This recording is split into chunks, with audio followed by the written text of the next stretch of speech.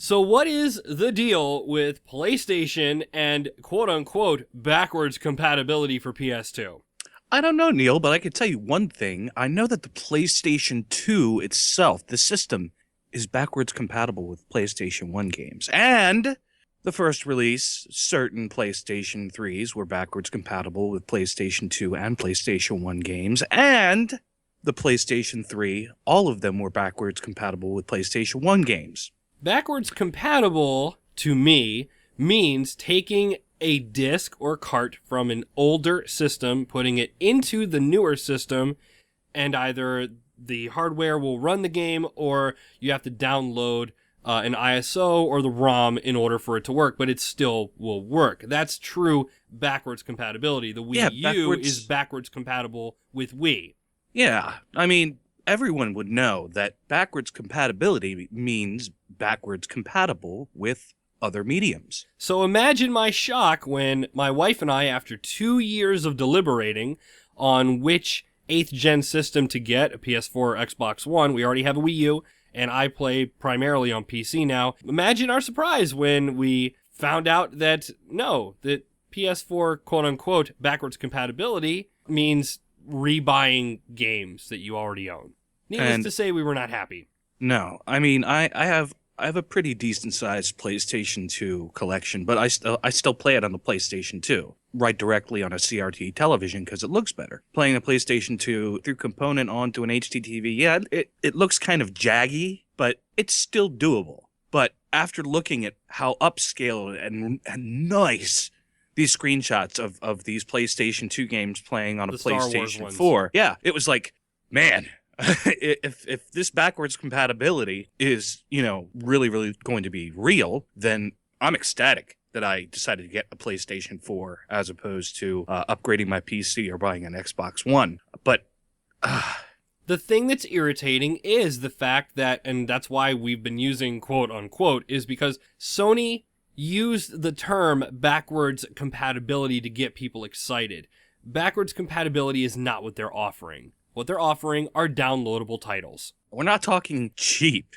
No. Mark of Cree is what? It's either $10 or $15. I believe it's $15. Most of the games were $15. Now, for some out-of-print games, like let's say Def Jam Fight for New York, which is like a $40 title if you're lucky. If it, $10, $15 upscaled with trophies and stuff, okay, fine. But Mark of Cree is so common, eStarland won't even accept it in trade. And this is a place that will accept Atari games. I'm talking even the awful Pac-Man, Atari 2600. They'll accept that.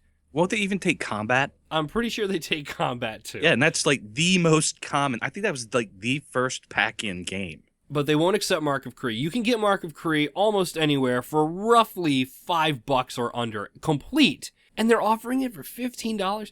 And a lot of people are like, well, the money goes to the upscaling and the trophies. Look, upscaling, people on PC have done it with their ISOs for years now. There are PlayStation 2 emulators that will play these games in high resolution already. So the technology is already there. As for trophies, I personally could give a rat's ass about trophies. I don't care about the trophies. I care about playing these games without having to use a memory card and being able to have them upscaled. That's all I care about.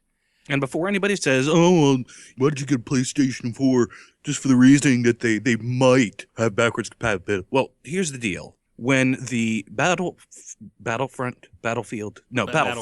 Yeah, when the Battlefront bundle came out. They're all the same. All those shooters are the same, right? When the Battlefront bundle came out and they were, showing that they had PlayStation 2 games that were going to be running on a PlayStation 4, that's when all the speculators came out and said, oh my God, does this mean that, we're going to be able to play PlayStation 2 games on our PlayStation 4? And if you had ran out and bought your system then just because of speculation, I could understand anybody going, well, why did you? But no, PlayStation officially came out and said, yes, we are officially working on PlayStation 2 backwards compatibility on the PlayStation 4.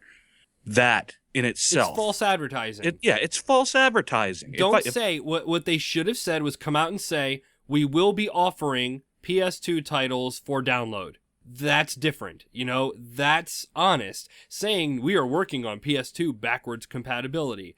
That means either I can put the PS2 disc into my PS4 and it'll play, or it'll do what Microsoft is currently doing with its Xbox One backwards compatibility for 360 games. You put the disc in, it reads the information on the disc, and it goes, okay, it's Rainbow Six Vegas 2. And then it goes to the servers or whatever and finds the ISO and downloads it to your hard drive for free. You just have to keep the disc in the machine. Otherwise, you could just get a buttload of games for free.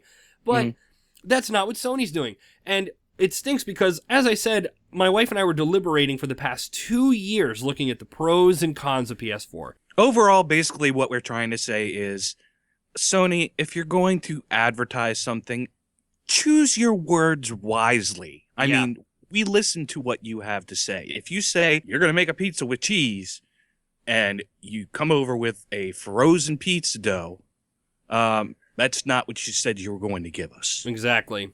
I'm a little disappointed. I was hoping that they would allow true backwards compatibility, but I guess that's not the case. I was looking forward to being able to record gameplay in sweet 720p of my vast PS2 library and use it for footage for the channel. And yeah, I guess that's not going to be happening because I sure as hell am not going to pay $15 for games that I can get from the flea market for $2. Yeah.